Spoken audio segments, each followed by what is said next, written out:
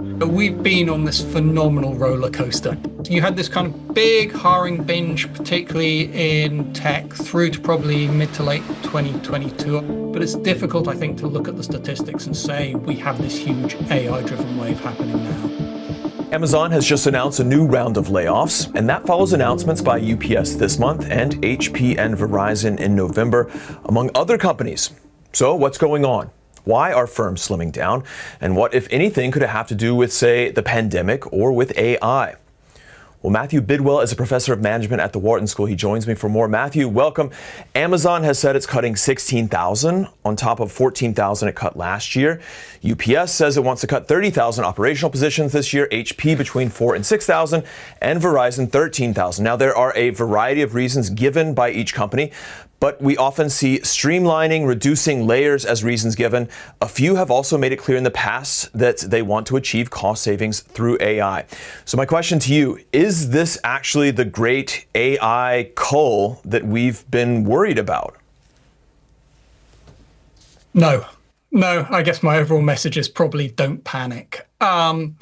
There are a lot of things going on there. I think particularly with the Amazon layoffs, what you're seeing is to some extent them getting ready for AI as they try and pivot their business and try and embed AI more deeply in anything. Like you say, some of it is this kind of post-pandemic slimming down as well. I don't think we're yet seeing a lot of evidence that people are being wholesale replaced by AI, and that's what's driving these layoffs. Is there a theme amongst all of these layoffs? You said some may be getting ready for AI, a bit of post-pandemic bloat. Why all of this now and sort of lumped together, or is that just coincidence?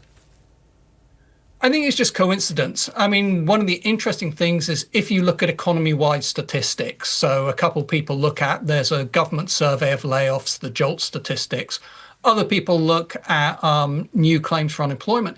If you look at those, economy-wide, it looks like the rate of layoffs is pretty close to historic lows. And so it's very hard to look at the data and say, yes, there's this huge wave of layoffs coming. We see these things, they're clearly very damaging for the people involved. But it's difficult, I think, to look at the statistics and say we have this huge AI-driven wave happening now. Are these mostly larger companies where we're seeing this happen, or is this mirrored also in mid-size or smaller companies right now? I think it tends to be mainly large companies. One of the interesting things is, like I say, we're not seeing this kind of wholesale wave of layoffs in the nationwide data. You are seeing a lot of announcement by large companies. One reason for that could be we're actually seeing more layoffs among large companies than smaller companies. It's certainly not economy-wide.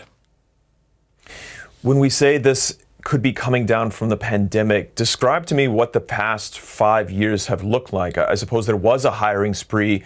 Was that labor force wide? Was that mostly amongst these bigger companies? And then are they all sort of shedding that now? Is it going back to pre-pandemic, or where are we?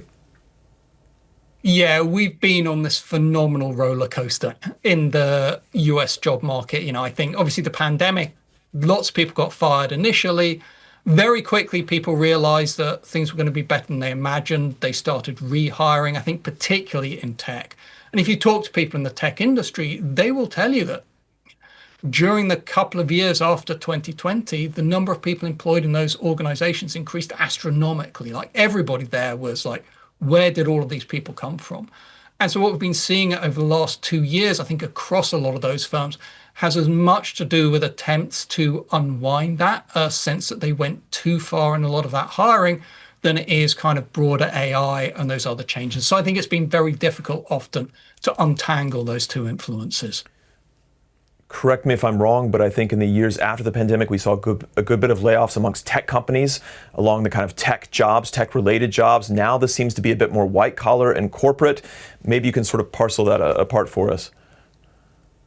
I mean, I think there has been, so yes, you had this kind of big hiring binge, particularly in tech through to probably mid to late 2022. I'd say 2023 is where that turned. And a lot of that was unwinding the pandemic the pandemic hiring.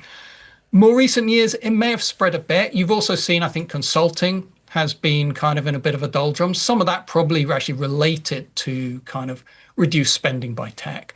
people have been generally, I think, tightening their belts.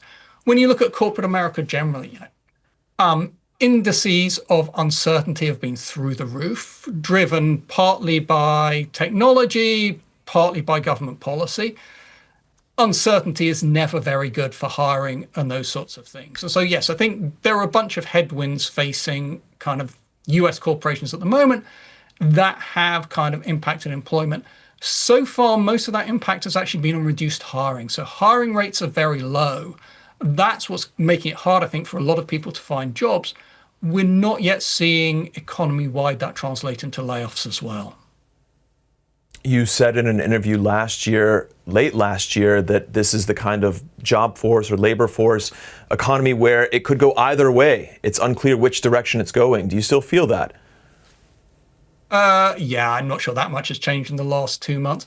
I mean, the economy itself in the US, it's continuing to grow. And people point out the effects of the tax cuts from last year's legislation will start to kick in. That should start to lead to kind of increased economic growth. So I think some of those fundamentals are quite good. There are definitely overhangs, government policy uncertainty. There are concerns, on the one hand, there are concerns that AI is going to take all of our jobs. On the other hand, there are concerns that if it doesn't, we have a huge AI bubble that's about to burst. Both of those things, I think, could potentially weigh on the labor market. So it's a difficult one to predict at the moment. It's kind of frozen in place. And like you say, we're waiting to see which way it's going to go. You said some of these companies might be anticipating the role of AI coming in and being able to allow them to sort of streamline a bit more. Is there an expectation? Do you have an expectation that there will be significant cuts because of AI in the workforce? I think it's very difficult to tell. I think if the technology froze where we were today, there would be some cuts, but probably not huge. I think the technology will continue to develop. The question is, how good will it get? How quickly? And I think that uncertainty makes it very difficult to know what impact it's going to have on the labor market over the next 2 to 3 years. All of that said, I think there's another factor here, which is, we hear all the time investors and boards are telling companies, you've got to replace people, you've got to embed AI in your processes, you've got to be using it to increase efficiency. So to some extent, I think that kind of top-down pressure to increase efficiencies to drive AI probably has almost as much impact as the technology itself. Yeah, do you think that we understand actually the exposure of certain career fields to AI at this point? I read recently JP Morgan used the example of a radiologist. AI is deployed alongside a radiologist instead of replacing them because of the seriousness of the work, reading these x-rays and being able to deliver a kind of analysis of it. Do we understand where AI will really be able to take over and where it still might not? No.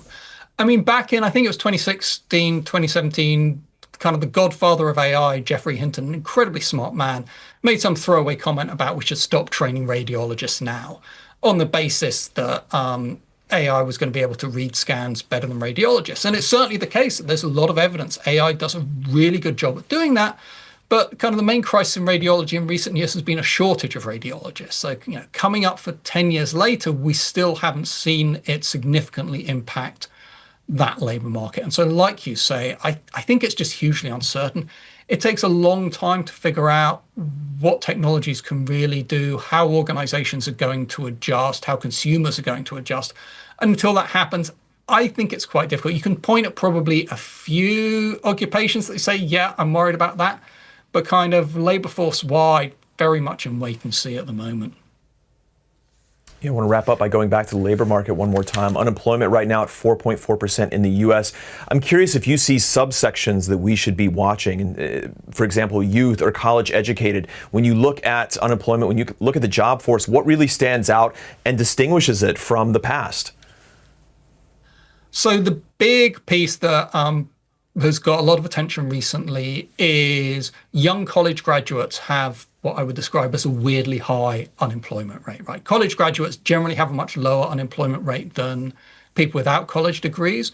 But when you look at young people, actually their unemployment rate is, college graduates, it's higher than you would expect given the overall unemployment rate. It's higher than you would expect given the unemployment rate for high school graduates. There are a lot of explanations for that. Like I say, we've just not seen a lot of hiring going on recently. And when there's not a lot of hiring going on, the people who are going to be most affected are people who are entering the job market for the first time. And so you kind of expect that for recent graduates. I think we've also seen over the last 4 or 5 years, the hottest labor market has actually been for what you might call frontline workers, people in retail, warehouses, all of those sorts of things, jobs that don't require a high school degree. And so we have seen a shift in where the demand is. What everybody is worried about is, again, could this also be about AI is best suited to replace kind of entry-level jobs, particularly among college graduates? It's possible, but I think the proof isn't there yet. All right, that's Matthew Bidwell with the Wharton School. Matthew, thank you so much. Thank you. Very nice to see you.